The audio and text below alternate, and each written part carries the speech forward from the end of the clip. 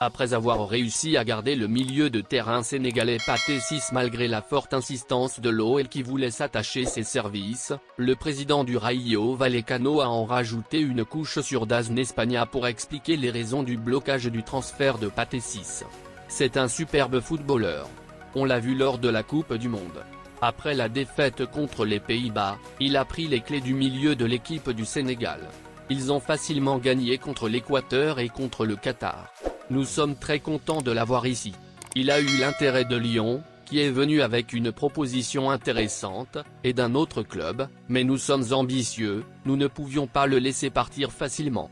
Il a compris ça, a déclaré Monsieur Pressa ce lundi en avant-match de Liga entre le Rayo et Almeria.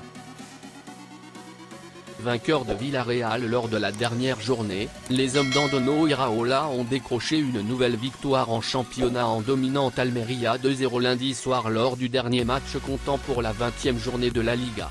Ce succès s'est dessiné en seconde période. Au-dessus de son adversaire, le Rayo a fait la différence grâce à un but contre son camp de Rodrigo Eli à la 54e minute et un autre d'Alvaro Garcia à la 63e minute. Le club madrilène pouvait même sortir vainqueur plus large de cette rencontre si le gardien d'Almeria, Fernando Martinez, n'était pas dans un grand jour.